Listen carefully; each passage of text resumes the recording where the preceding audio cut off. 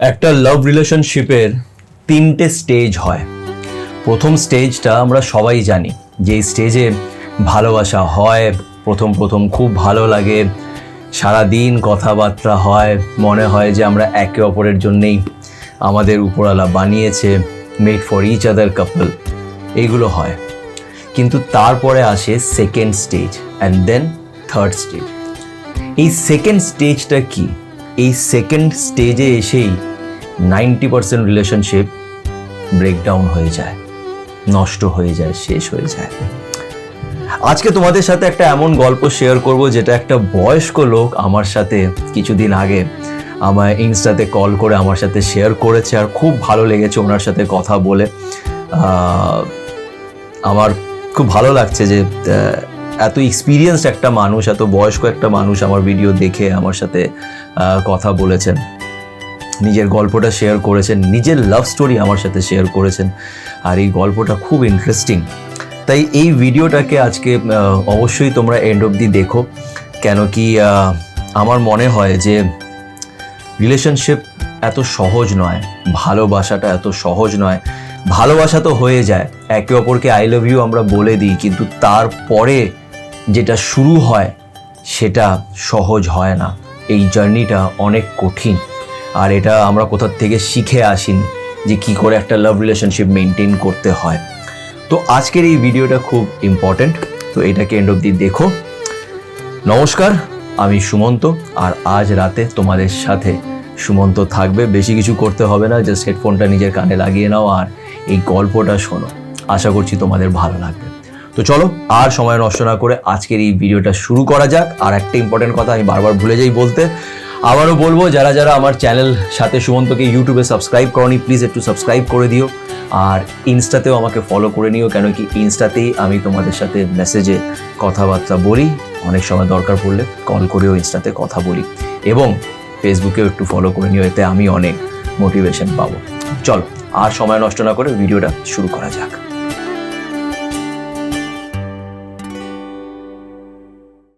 একটা মানুষকে প্রথম ভালো লাগে, আর তারপরে তাকে আমরা আই লাভ ইউ বলে দিই। আই লাভ ইউ বলাটা অনেক সহজ, কিন্তু এই যে তিনটে ওয়ার্ড আছে আই লাভ ইউ, এটা এত সহজ নয়। আসল স্ট্রাগলটা এর পরেই শুরু হয়। আই লাভ ইউ তো বলে দেবে, কিন্তু রিলেশনশিপটাকে মেনটেন কিভাবে করবে, কিভাবে হবে সব কিছু, অনেক বছরের ব্যাপার, অনেক লম্বা জার্নি এটা। এই জার্নিতে অনেক আপস অ্যান্ড ডাউনস আসবে। তাই বলা হয় যে একটা রিলেশনশিপে তিনটে স্টেজ হয়। প্রথম স্টেজটা আমরা সবাই জানি, যেখানে আমরা একে অপরকে খুব ভালোবাসি, আমাদের মনে হয় যে we are made for each other couple, আমরা একে অপরকে ছাড়া বাঁচতে পারবো না, একটা টান থাকে, দিন রাত কথা হয়, অনেক ভালোবাসা হয়। কিন্তু এরপরে শুরু হয় সেকেন্ড স্টেজ, আর সেকেন্ড স্টেজেই বেশিরভাগ কাপল এসে ফেল করে যায়, তারা কন্টিনিউ করতে পারে না। আজকে এমনই একটা গল্প, একজন, আমি তার নাম এখানে আমি শেয়ার করব না, উনি আমায় মেসেজ করেছিলেন, আর আমার সাথে উনি বললেন যে কথা বলতে চান। খুব ভালো লাগলো, উনি আমার চেয়ে বয়সে অনেকটাই বড়, কিন্তু ওনার কথা শুনে সত্যি আমার খুব ভালো লাগলো। অনেক এক্সপিরিয়েন্সড উনি, আমার সাথে নিজের এক্সপিরিয়েন্স শেয়ার করলেন। তো উনি এটাই বলছিলেন যে কলেজ ডেজে, যখন উনি কলেজে ছিলেন, তখন একজনের সাথে তার প্রেম হয়, আর তাকে দেখতে খুব সুন্দর। তো উনি বলেন যে তাকে প্রথমবার দেখেই আমার ভালোবাসা হয়ে গেছে, এত সুন্দর তাকে দেখতে। উনি বলেন যে আমি কখনোই এটা কল্পনা করিনি যে যাকে তার পছন্দ হয়েছে তাকে সে কখনোই নিজের লাইফে পেতে পারে। কিন্তু ভালোবাসা হয়ে যায়, ভালোবাসাকে কেউ আটকে রাখতে পারে না। তো উনি বললেন যে আমি খুব ডেয়ারিং ছিলাম, মানে আমার কোনো ভয় সয় লাগতো না, তো আমি গিয়ে ওনাকে বলে দিয়েছি যে আমি তোমাকে ভালোবাসি, তোমাকে আমি খুব পছন্দ করি। তো প্রথম তো উনি যে ছিলেন, উনি তো আগে তো রিজেক্ট করে দিলেন, বলে যে না, মানে আমাকে উনি বলছিলেন যে ওনাকে দেখতে জাস্ট এমনি অ্যাভারেজ, মানে যে লোকটা যে আছে, যে আমাকে যিনি ফোন করেছিলেন, উনি বললেন যে ওনাকে দেখতে জাস্ট এমনি সিম্পল, কিন্তু এই মহিলাটা দেখতে খুব সুন্দর ছিল, তাই জানি না তো ওনাকে রিজেক্ট করে দিয়েছে প্রথমে।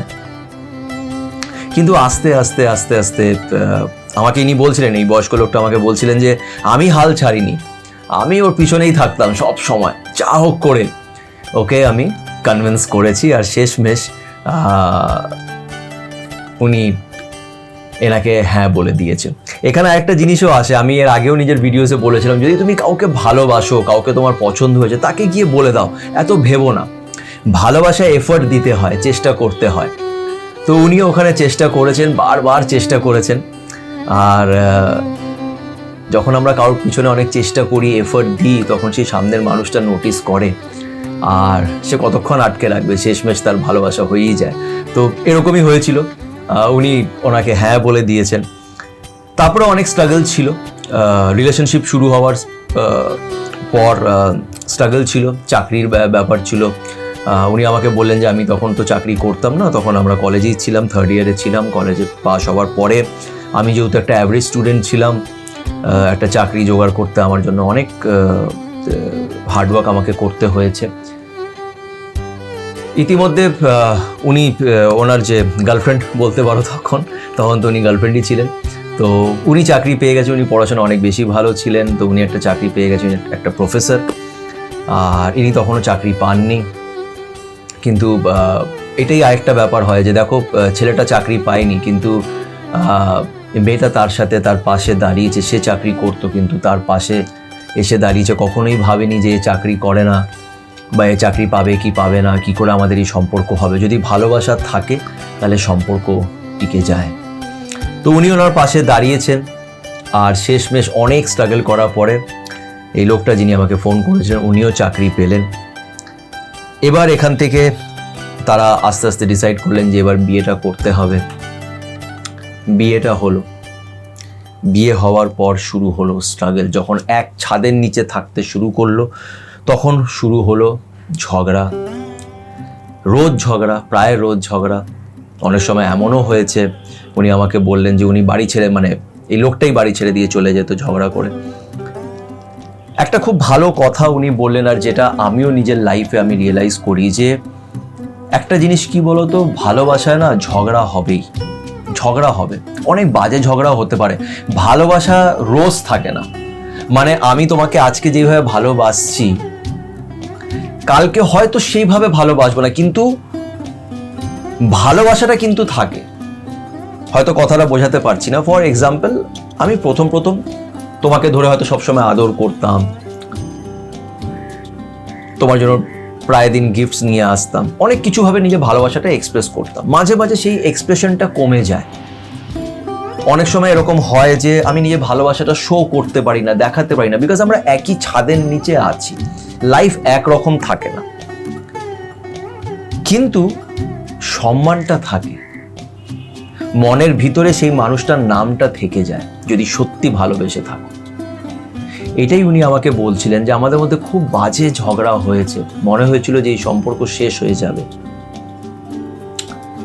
কিন্তু তাও আমরা আলাদা হতে পারিনি। কেন আলাদা হতে পারিনি জানো? কেন কি একে অপরের মনের ভেতরে আমরা ছিলাম, একে অপরকে সম্মান করতাম। ঝগড়া যতই হোক না কেন, এতটা বাজে হতো না যে একে অপরকে গালাগালি দিলাম, হাত তুললাম, ধাক্কাধুক্কি করে বেরিয়ে গেলাম, তুতামারি করলাম, এইটা হতো না। সম্মানটা বজায় রাখতাম। এই সম্মানটা, এই জন্য আমি নিজের আগেও অনেক ভিডিওসে বলেছি যে ভালোবাসায় সম্মানটা থাকা দরকার। যদি সম্মান না থাকে তাহলে সেই ভালোবাসাটা করে কোনো লাভ নেই। বেশ অনেকটা বছর এরকমই চলতে থাকলো, আপস অ্যান্ড ডাউনস, কখনো ভালো কখনো খারাপ, এটা চলতে থাকলো। কিন্তু তারা একে অপরকে ছেড়ে যায়নি। ঘর ছেড়ে গেছে, কিন্তু একে অপরের হাতটা কিন্তু ছাড়েনি। ভালোবাসাটা আবারও বলবো যে একরকম সবসময় থাকে না। ভালোবাসা একটু আপস অ্যান্ড ডাউনস সবসময়ই আসবে, কিন্তু সম্মানটা থাকা দরকার, একে অপরকে নিজের মনের ভেতরে রাখাটা দরকার। তো এইভাবেই চলতে থাকলো। আর আরেকটা জিনিস যেটা উনি আমাকে বললেন, যে এই প্রায় 15-20 বছরের মধ্যে না অনেক কিছুই হয়েছে, অনেক খারাপ দিনও দেখতে হয়েছে। এনাকে নিজের চাকরি হারাতে হয়েছে, আবার নতুন চাকরি পেতে 1 বছরের মতন সময় লেগে গেছে। এই সব সময় ইনি, এনার ওয়াইফ, এনার সাথে সব সময় তার পাশে দাঁড়িয়েছিলেন, এনাকে কিন্তু ছাড়েনি। তার পাশে ছিলেন, তাকে সবসময় সাপোর্ট করে গেছেন। তো উনি আমাকে এটাই বলছিলেন যে এই যে সেকেন্ড স্টেজটা ছিল, বিয়ে করার পরে যে এই স্টেজটা শুরু হয়েছে, এই স্টেজটা অনেক কঠিন ছিল, অনেক কঠিন ছিল। বেশিরভাগ ক্ষেত্রে এরকমই হয়, এই সেকেন্ড স্টেজেই মানুষ হার মেনে যায়। আমরা এটা ভাবি যে এই মানুষটা আমার জন্য ঠিক নয়, আমাদের মাইন্ডসেট ম্যাচ করছে না, একে অপরের সাথে ভালো লাগছে না, এই জিনিসগুলো হয়, তারপরে ব্রেকআপ হয়ে যায়, ডিভোর্স হয়ে যায়। কিন্তু উনি ওটাই বললেন যে আমরা একে অপরকে কখনোই ছাড়তে পারিনি। এই সেকেন্ড স্টেজটা অনেক কষ্টকর ছিল, কিন্তু এই সেকেন্ড স্টেজটায় আমরা একে অপরের সাথে গ্রো করেছি, একে অপরের সাথে বড় হয়েছি, আরও অনেক কিছু লাইফে দেখেছি, আর অনেক কিছু শিখেছি, এবং কখন যে একে অপরের সাথে এতটা অ্যাটাচড হয়ে গেছি বুঝতেই পারিনি।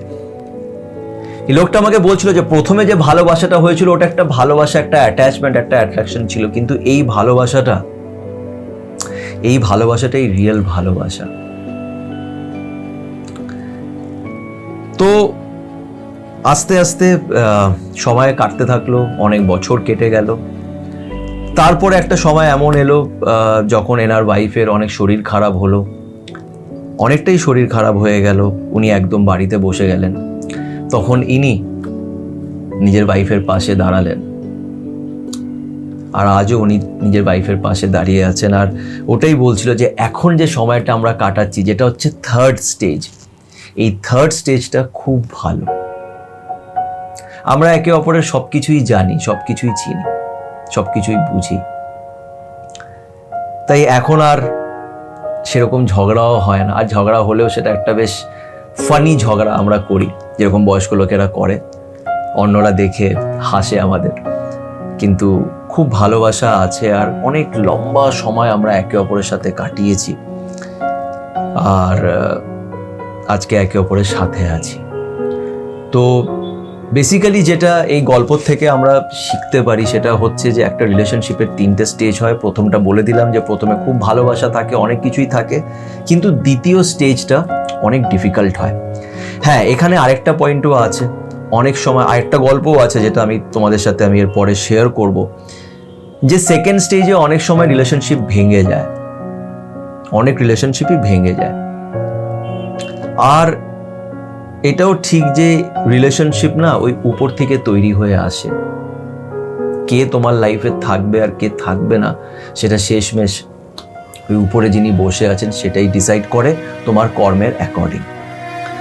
তো এটাও একটা পয়েন্ট, কিন্তু এটাই যে সেকেন্ড স্টেজটা অনেক ডিফিকাল্ট হয়। একে অপরকে ধরে রাখো, যদি তুমি ভালোবাসো, যদি তুমি সত্যি সেই মানুষটাকে ভালোবাসো, নিজের মনকে জিজ্ঞেস করবে যে তুমি কি তাকে ভালোবাসো, যদি ভালোবাসো তাহলে তার পাশে থেকো, তার পাশে থেকো, যতই ঝগড়া হোক না কেন, যতই বাজে পরিস্থিতি হোক না কেন, একে অপরের সাথে থেকো, ছেড়ে দিও না। অনেক সময় কি হয় না, আমরা